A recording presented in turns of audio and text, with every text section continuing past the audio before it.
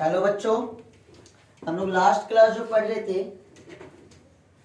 Last class हम लोग class 12 के फिजिक्स में हम लोग देख रहे थे कि आपका फर्स्ट चैप्टर जो स्टार्ट किए थे वो था आपका विद्युत आवेश एवं विद्युत क्षेत्र। और ये जो आपका बैच चल रहा है, ये बैच चल रहा है 2023 से 2024 का, जिसमें क्लास 12 हिंदी मीडियम के बच्चों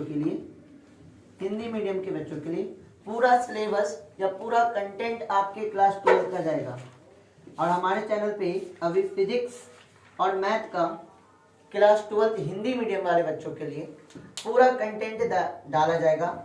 A to Z सारी चीजों को देखा जाएगा, सब चीज को कवर किया जाएगा, जो भी आपका पूरा सिलेबस है फिजिक्स का वो देखा जाएगा। तो हम लोग जो लास्ट जो आपका क्लास लिए थे, इस पे वीडियो जो अपलोड किए थे वो था हमारा पार्ट 1। आज हम लोग पार्ट 2 को स्टार्ट करेंगे और चीजों को समझेंगे उसके आगे क्या होगा। जैसे हमने जो लास्ट टॉपिक पढ़ा था, हमने पढ़ा था आवेश का संकल्पना। फिलहाल हम पहले ये लिख लेते हैं कि हम लोग पढ़ क्या रहे। चैप्टर फर्स्ट चल रहा है सर, और ये पार्ट 2 है। मेरा रिक्वेस्ट है उन बच्चों से जो फर्स्ट टाइम इस पार्ट 2 को देख रहे हैं, तो वो पार्ट 1 को पहले देख ले। पार्ट 1 को पहले देख लेंगे तो चीजें उनके लिए आसान हो जाएगी। पार्ट 1 को देख लीजिए, तब चीजें आपको ज्यादा समझ में आएगी। और हमारा चैप्टर का नाम था विद्युत आवेश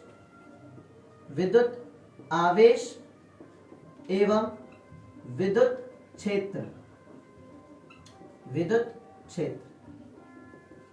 विद्युत आवेश एवं विद्युत क्षेत्र, ये हमारा चैप्टर का नाम था। जिन बच्चों को इसका पहला पार्ट देखना है वो यूट्यूब पे जाइए, सर्च कीजिए इलेक्ट्रिक फील्ड एवं electric charge and electric field part 1 turning point classes, आपको वो वीडियो मिल जाएगा। पार्ट 1 देख लीजिए। जो बच्चे पार्ट 1 देखे हैं उनको ज्यादा अच्छे से समझ में आएगा। चलिए अब हम स्टार्ट कर रहे हैं हमारे आज के क्लास को। पार्ट 2 को स्टार्ट कर रहे हैं। चलिए ध्यान दीजिएगा, सारे बच्चे फोकस होइएगा। हमने लास्ट क्लास में बच्चों ये पढ़ा था कि किसी वस्तु को चार्ज कैसे करते हैं, आवेश की संकल्पना क्या थी, किसी वस्तु को आवेशित कैसे किया जाता है। तो किसी वस्तु का आवेशित हम लोग इलेक्ट्रॉन के बेसिस पे करते हैं। इलेक्ट्रॉन के आधार पे कोई वस्तु आवेशित होता है, चाहे वो आपका पॉजिटिव हो या नेगेटिव हो। अगर किसी वस्तु से इलेक्ट्रॉन को निकाल लेते हैं तो वो नेगेटिव हो जाता है। किसी वस्तु पर इलेक्ट्रॉन लाके रख देते हैं, किसी वस्तु से इलेक्ट्रॉन निकाल देते हैं तो वस्तु पॉजिटिव हो जाता है, और किसी वस्तु पे इलेक्ट्रॉन लाके रख देते हैं तो वो आपका क्या हो जाता है, नेगेटिव हो जाता है। यहां तक हमने चीजों को किया था। आज हम आगे बढ़ेंगे। आज हम लोग सबसे पहले देखेंगे आवेश के प्रकार। चलिए ध्यान दीजिएगा बच्चों, आवेश के 2 प्रकार होते हैं। आवेश के कितने प्रकार होते हैं? 2 प्रकार। एक होता है आपका धनावेश मतलब पॉजिटिव चार्ज, और एक आपका क्या होता है, ऋणावेश नेगेटिव चार्ज। अब मुद्दा ये उठता है कि सर कब वस्तु धनावेश होगा, कब वस्तु ऋणावेश होगा। वे पदार्थ जो इलेक्ट्रॉन का त्याग करते हैं वे धनावेश कहलाते हैं। अगर कोई वस्तु इलेक्ट्रॉन का त्याग कर रहा है, इलेक्ट्रॉन निकाल रहा है, तो उस पे कैसा चार्ज आएगा, उस पे आएगा नेगेटिव पॉजिटिव चार्ज, धनावेश। ऋणावेश कब होगा सर? वे पदार्थ जो इलेक्ट्रॉन का ग्रहण करते हैं वे पदार्थ आपका क्या कहलाते हैं, ऋणावेश। मतलब कोई भी वस्तु ऋणावेश होने का कंडीशन ये है कि वो इलेक्ट्रॉन को क्या करता है, ग्रहण करता है। जो पदार्थ इलेक्ट्रॉन का ग्रहण करता है वो आपका क्या कहलाता है, ऋणावेश। इतना बात आया समझ में? धनावेश और ऋणावेश क्लियर है। अब आगे बात करते हैं। अब आवेश के गुणों की बात करते हैं। यहां तक हमने आवेश की कुछ बेसिक बातें की। अब आवेश की गुण की बात करते हैं। आवेश की गुण क्या है कि अगर दो समान आवेश को पास लेकर आए, दो समान आवेशों को पास लेकर आए, तो इनके बीच क्या लगता है, प्रतिकर्षण। इनके बीच क्या होता है, प्रतिकर्षण। मतलब कह सकते हैं समान आवेश एक दूसरे को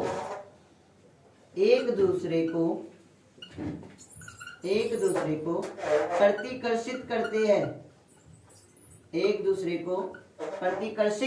करते हैं। समान आवेश क्या करते हैं, एक दूसरे को प्रतिकर्षित करते हैं। ठीक है, ये आवेश की क्या है सर, गुण है कि अगर आपका समान आवेश है, दो समान आवेश है, तो ये दो समान आवेश एक दूसरे को क्या करते हैं, प्रतिकर्षित करते हैं। और इस चीजों को ध्यान में रखना है क्योंकि इससे कुछ क्वेश्चन पूछे जाते हैं एग्जाम में। एक और प्रॉपर्टी है क्या, विपरीत आवेश।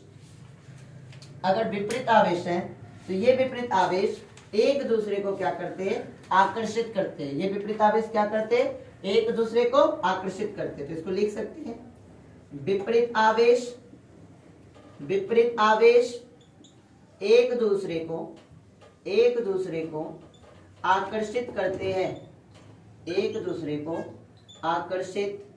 हैं। ठीक है, समान आवेश क्या करते हैं, एक दूसरे को प्रतिकर्षित, जबकि विपरीत आवेश क्या करते हैं, एक दूसरे को आकर्षित। अगर दो वस्तुएं हैं और दोनों पे समान आवेश हो, मतलब इन दोनों पे क्या हो, पॉजिटिव चार्ज हो, तो ये दोनों वस्तुएं एक दूसरे को क्या करेगी, दूर ढकेलेगी। मतलब इनके बीच क्या होगा, प्रतिकर्षण। यदि एक वस्तु पे पॉजिटिव हो और दूसरे वस्तु पे क्या हो, नेगेटिव हो, मतलब विपरीत आवेश एक दूसरे को क्या करती है, आकर्षित। तो ये गुण आपका याद होना चाहिए कि समान आवेश एक दूसरे को प्रतिकर्षित करता है, जबकि विपरीत आवेश एक दूसरे को क्या करता है, आकर्षित करता है। आगे अब देखिए इस पे क्वेश्चन कैसे पूछता है, इस पे क्वेश्चन कैसे पूछ सकता है। एक क्वेश्चन इस पे करेंगे,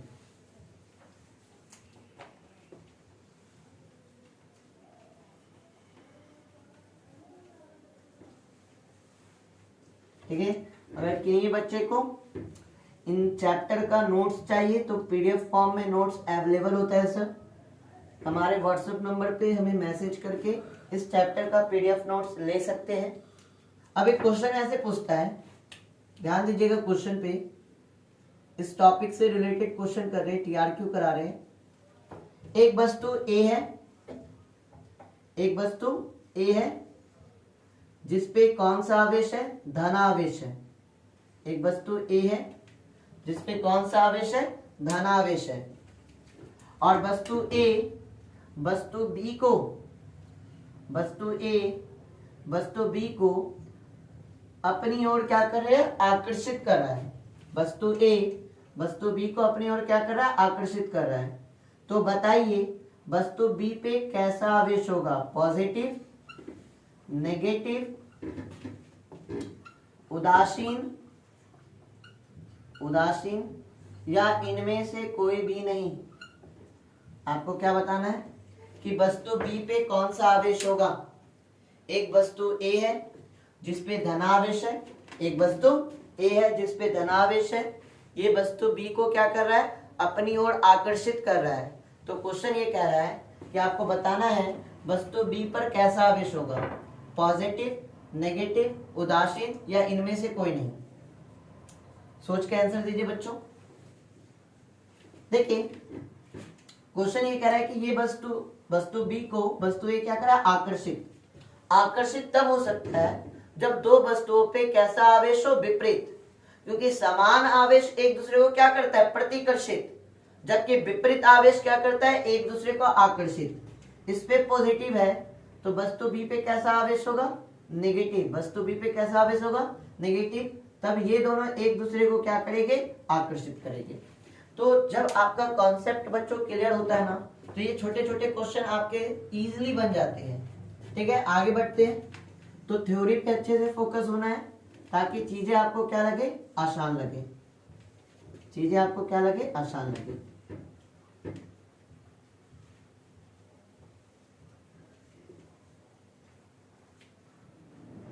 आगे बढ़ते हैं। ये पहला गुण था आवेश का कि आवेश क्या होता है, आवेश क्या होता है, आपका आवेश क्या हो सकता है, आपका समान आवेश एक दूसरे को क्या करता है, प्रतिकर्षित, जबकि विपरीत आवेश क्या करता है, एक दूसरे को आकर्षित। आगे बढ़ते सर, वो कुछ क्वेश्चन है सर आपके नोट्स पे, उसको जो भी कोई नोट्स लेके उनको मिल जाएगा, उस क्वेश्चन को कर लीजिएगा, है ना। आगे बढ़ते हैं।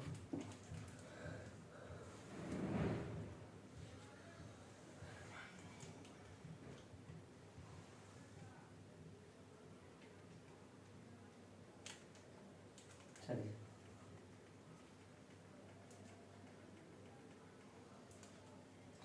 अब बच्चों ध्यान दीजिएगा, आवेश के बारे में और कुछ जानते हैं। देखिए आवेश के बारे में ये कहा जाता है, हमने आवेश के लिए हमने फॉर्मूला पढ़ा था, क्या पढ़ा था कि I इज इक्वल टू क्या होता है, Q upon T। Class 10th का ये फॉर्मूला है, I इज इक्वल टू क्या पढ़े थे, Q अपॉन T, जहां I था विद्युत धारा, Q था विद्युत आवेश और T क्या था, समय। तो यहां से हम लोग Q इज इक्वल टू क्या लिख सकते हैं, Q इज इक्वल टू लिख सकते हैं I into T। Q is equal to क्या हो जाएगा, क्रॉस मल्टीप्लिकेशन करेंगे ना, Q इज इक्वल टू क्या हो जाएगा, I इंटू T। अब आवेश का ऐसा ही मात्रक पहले लिखते हैं। आवेश का ऐसा ही मात्रक क्या होता है, ध्यान दीजिएगा, आवेश का ऐसा ही मात्रक होता है Q इज इक्वल टू है I इंटू टी। I क्या है सर, आपका करंट, और करंट का ऐसा ही मात्रक होता है एम्पियर। करंट का ऐसा ही मात्रक क्या होता है, एम्पियर। T आपका क्या है सर, समय। समय का ऐसा ही मात्रक क्या होता है, सेकंड। तो आवेश का ऐसा ही मात्रक होता है एम्पियर इंटू सेकंड। आवेश का ऐसा ही मात्रक क्या होता है, एम्पियर इंटू सेकंड। और यही एम्पियर इंटू सेकंड बराबर क्या हो जाता है, कूलाम। यही ampere into second is equal to क्या हो जाता है, कूलाम। तो आवेश का ऐसा ही मात्रक क्या हो गया, कूलाम। दूसरा पॉइंट, आवेश का सीजीएस मात्रक, आवेश का सीजीएस मात्रक, आवेश का सीजीएस मात्रक क्या होता है सर, आवेश का सीजीएस मात्रक होता है स्टेट कूलाम। आवेश का सीजीएस मात्रक क्या होता है, स्टेट कूलाम। और 1 कूलाम इज इक्वल टू होता है, 1 कूलाम इज इक्वल टू होता है 3 इंटू 10 पे power 9 stat coulomb. 1 coulomb is equal to क्या होता है, 3 इंटू 10 पे पावर 9 स्टेट कूलाम। अब तीसरा पॉइंट करेंगे। देखिए आवेश का एक और मात्रक होता है, वो मात्रक होता है विद्युत चुंबकीय इकाई। विद्युत चुंबकीय इकाई, शॉर्ट में क्या लिखते हैं, EMU, इलेक्ट्रोमैग्नेटिक यूनिट। आवेश का एक और मात्रक क्या होता है, विद्युत चुंबकीय इकाई, शॉर्ट में क्या लिखते हैं, EMU। देखिए इनमें भी एक रिलेशन है कि 1 कूलाम इज इक्वल टू होता है 1/10 EMU। 1 coulomb is equal to क्या होता है, 1/10 EMU। अगला एक और मात्रक होता है आवेश का सबसे बड़ा मात्रक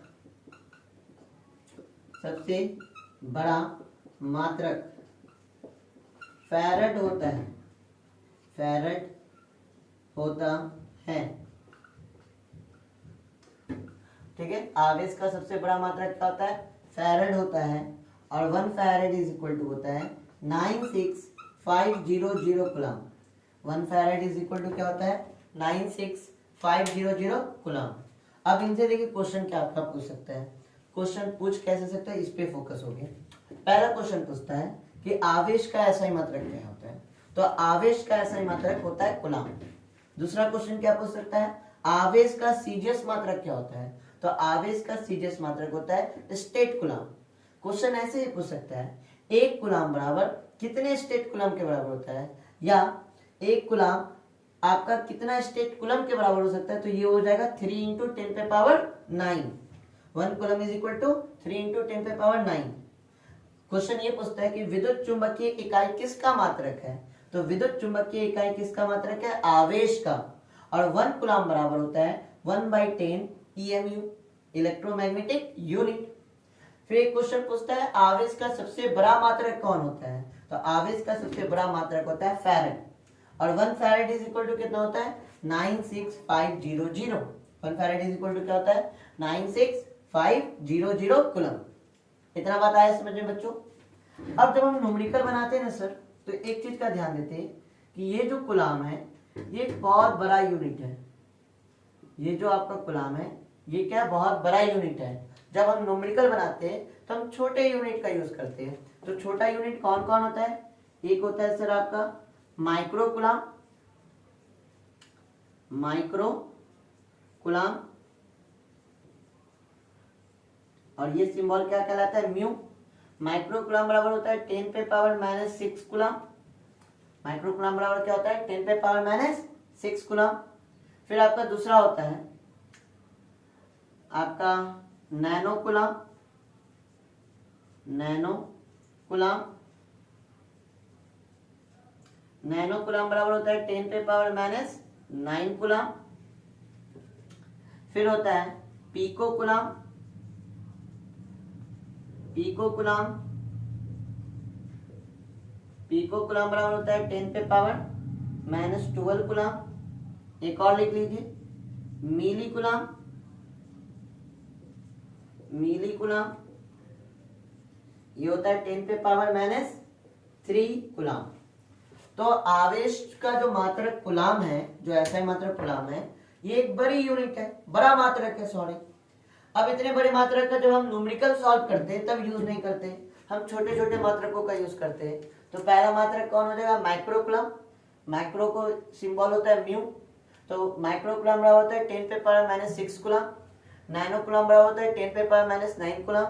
पीको कूलम बराबर होता है 10 पे पावर माइनस 12 कूलम। और मिली कूलम बराबर होता है 10 पे पावर माइनस 3 कूलम। तो ये डाटा कुछ याद होना चाहिए सर, जब हम लोग किसको सॉल्व करेंगे, जब हम सॉल्व करेंगे आपका न्यूमेरिकल को। चलिए आगे बढ़ा जाए, यहां तक सारे बच्चों को क्लियर है। अब ध्यान देना है कि आगे क्या प्रॉपर्टी है।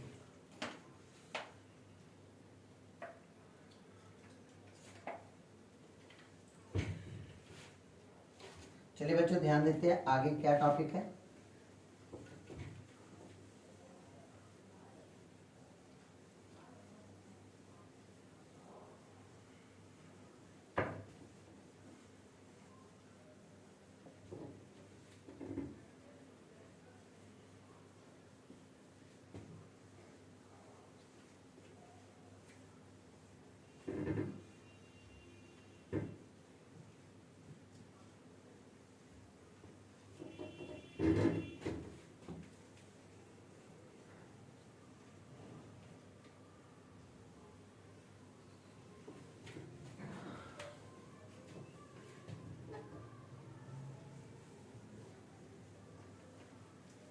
चलिए बच्चों आगे बढ़ते हैं। अब ये जानते हैं आवेश के आगे क्या प्रॉपर्टी। देखिए आगे बढ़ते हैं तो आवेश का और भी प्रॉपर्टी जानेंगे। पहला प्रॉपर्टी हमने ये देखा कि आवेश, समान आवेश आपके क्या होते हैं, एक दूसरे को प्रतिकर्षित करते हैं, जबकि विपरीत आवेश एक दूसरे को क्या करते हैं, आकर्षित करते हैं। अब आवेश जो है ना, आवेश जो है, आवेश कैसी राशि है, तो आवेश है आपकी अदिश राशि। आवेश कैसी राशि है, अदिश राशि। अब आवेश अदिश राशि होने के कारण, आवेश अदिश राशि होने के कारण इसका क्या किया जाता है, इसका किया जाता है बीज गणितीय योग। क्या किया जाता है, बीज गणितीय योग। मतलब आवेशों का सदैव बीज गणितीय योग होता है। आवेश सदैव अपने चिन्हों के साथ, आवेश सदैव अपने चिन्हों के साथ जोड़े जाते हैं। कैसे सर, समझते इसको। एक पिंड है जिसमें बहुत सारे आवेश हैं, एक पिंड है जिसमें बहुत सारे आवेश है।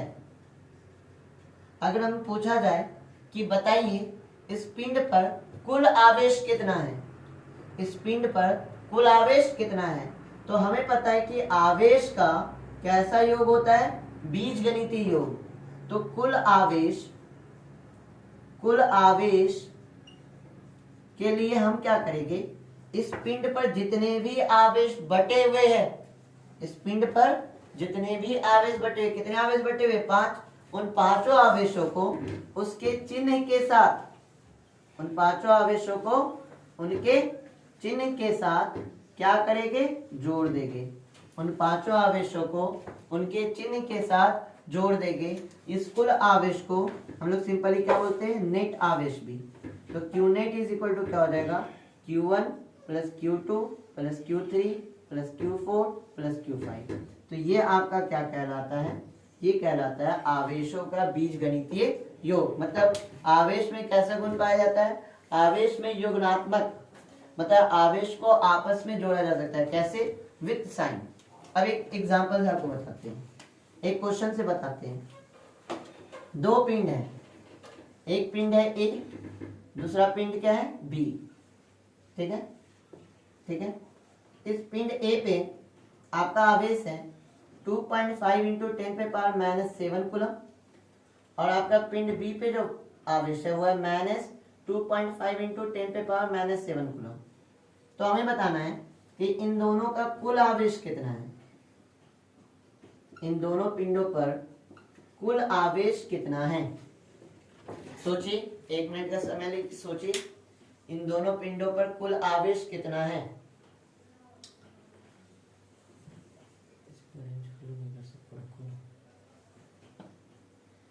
सोच लिए, चाहिए। हमें क्या पता है कि आवेशों को बीजगणितीय योग होता है। तो इस पे जो आवेश है वो है QA, और इस पे जो आवेश है QB।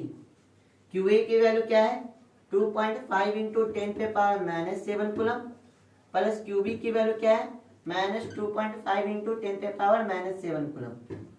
अब यहाँ चेक कीजिएगा, 2.5 इंटू 10 पे power minus 7 coulomb plus minus minus plus minus minus 2.5 into 10 पे पावर माइनस 7।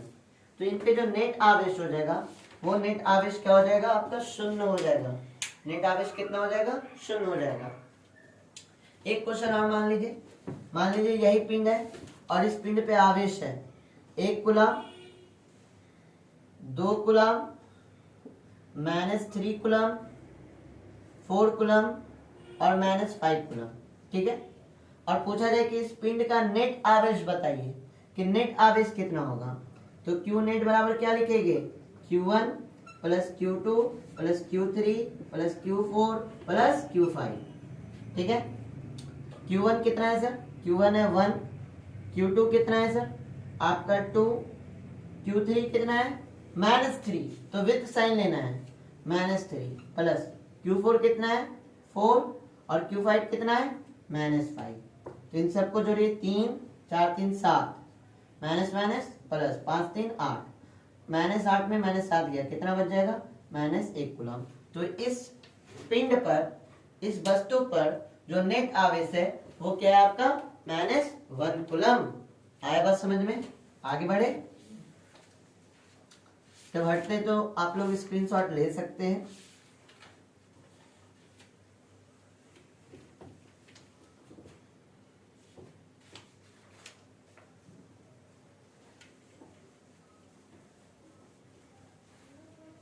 ठीक है, तो आवेश में योगात्मक गुण होता है, आवेशों को बीजगणितीय योग कर सकते हैं। बट ध्यान ये रखना है कि आवेशों को कैसे जोड़ना है, विथ साइन। आवेशों को कैसे जोड़ना है, विथ साइन।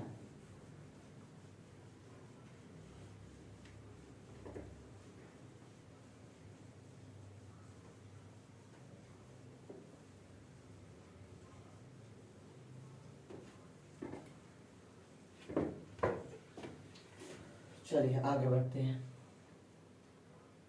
ये हो गया टॉपिक, आवेशों का बीजगणितीय योग होता है। अगले टॉपिक को पढ़ते हैं। अब अगला जो टॉपिक है वो है आवेश संरक्षण का नियम। अगला जो टॉपिक है वो क्या है, आवेश संरक्षण का नियम। देखिए ये बहुत इजी है, ये पहले 11th में भी हमने करके आया है। कब करके आया है, जब हमने क्या पढ़ा था, संवेग संरक्षण का नियम। तो आवेश संरक्षण का नियम क्या कहता है कि आवेश संरक्षण का नियम क्या कहता है कि आवेशों को, जहां कहीं भी किसी पिंड पे आवेश है तो आवेशों को, देखिए अगर आवेश संरक्षण का नियम क्या कहता है कि किसी पिंड पर जो कुल आवेश जो होता है वो कुल आवेश क्या होता है, नियत रहता है। नियत मतलब संरक्षित रहता है, मतलब ना ही आवेश को हम लोग उत्पन्न कर सकते हैं और ना ही आवेश को नष्ट कर सकते हैं। ना ही आवेश को उत्पन्न कर सकते हैं और ना ही आवेश को नष्ट कर सकते हैं। पढ़िए, इस नियम के अनुसार आवेश को ना तो उत्पन्न किया जा सकता है और ना ही नष्ट किया जा सकता है। केवल एक प्रकार के आवेश को दूसरे प्रकार के आवेश में परिवर्तित किया जा सकता है और ये नियम क्या कहलाता है, आवेश संरक्षण का नियम। क्लियर है, याद रहेगा। आवेशों को ना तो उत्पन्न किया जा सकता है और ना ही नष्ट किया जा सकता है। आवेश क्या रहता है, संरक्षित रहता है। मतलब किसी वस्तु पर, किसी पिंड पे जो कुल आवेश होगा वो हमेशा क्या रहेगा, नियत रहेगा। इससे हम लोग क्या कर नहीं सकते, इसे हम बदल नहीं सकते। आप कुछ कर लीजिए, आपका आवेश घट बढ़ सकता है, बट जो कुल आवेश होगा वो नहीं बदल सकता। क्यों नहीं बदल सकता सर कुल आवेश? इसलिए नहीं बदल सकता कि ना ही हम आवेश को उत्पन्न कर सकते हैं और ना ही आवेश को हम नष्ट कर सकते हैं। तो हम कर क्या सकते हैं सर, एक एग्जांपल से आपको बताते हैं, ध्यान दीजिएगा।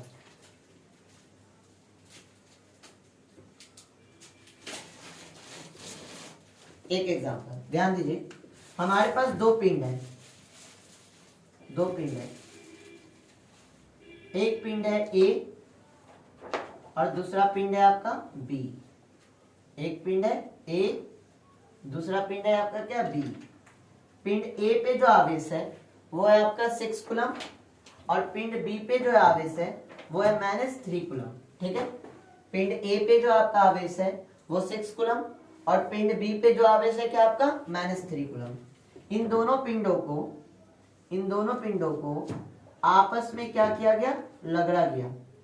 इन दोनों पिंडों को आवेश आपस में क्या किया गया, लगड़ा गया। ए और किसको, बी को। लगड़ के इन दोनों को वापस से क्या कर दिया गया, अलग रख दिया गया। ए को अलग रख दिया गया, बी को अलग रख दिया। तो बी पे जो आवेश आ गया वो कितना आ गया, 5 कूलम का। तो आपको बताना है ए पर कितना आवेश होगा। बी पे कितना आवेश आ गया, 5 कूलम का। तो आपको बताना है ए पर कितना आवेश होगा। 2 मिनट का टाइम लीजिए, इस क्वेश्चन को सॉल्व कीजिए। सोचिए ये क्वेश्चन कैसे बनेगा। यह आवेश संरक्षण के नियम पे क्वेश्चन है, सोचिए कैसे बनेगा।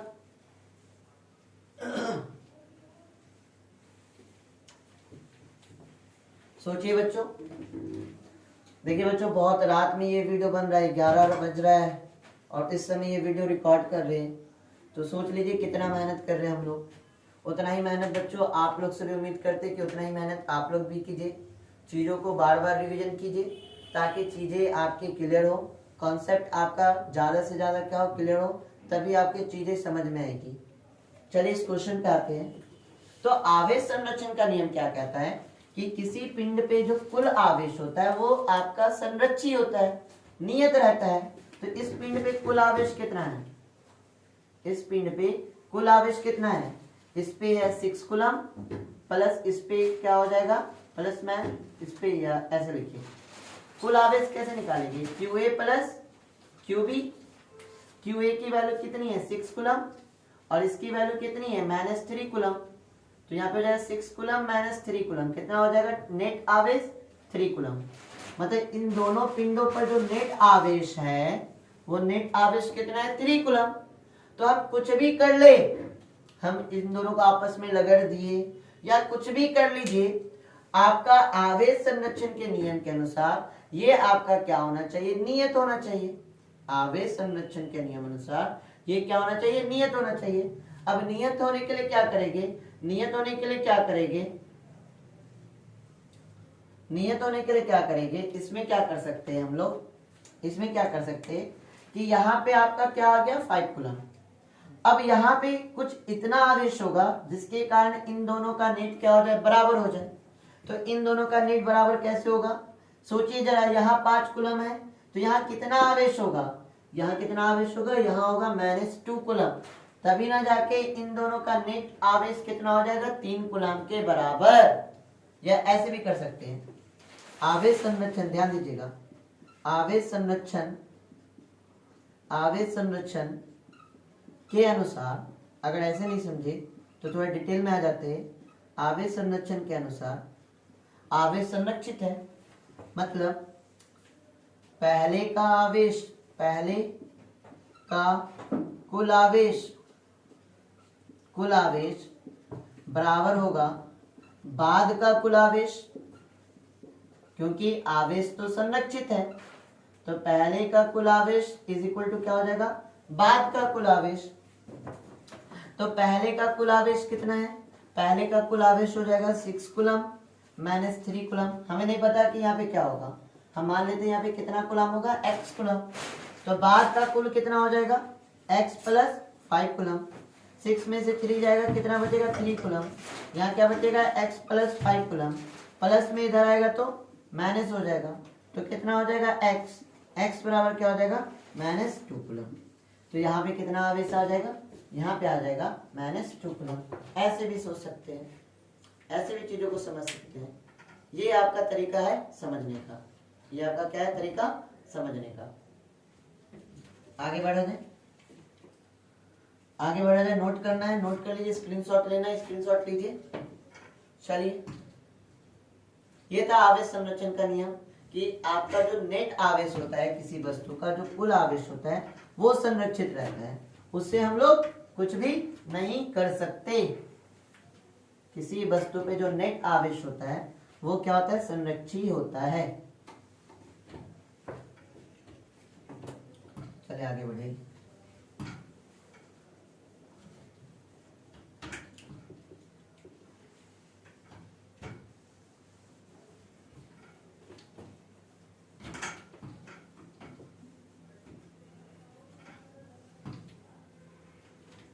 ऐसा बहुत सारा क्वेश्चन है सर, जो हम डेली बेसिस पे क्वेश्चन देते हैं, उस पे बहुत सारा ऐसा क्वेश्चन है। उस क्वेश्चन को, उसके लिए आपको बैच में जुड़ना होगा। हमारे टीपीसी एप्स पे हमारा अपना बैच है, उस पे जुड़िए, तब आपको बहुत सारे क्वेश्चन करने को मिलेंगे।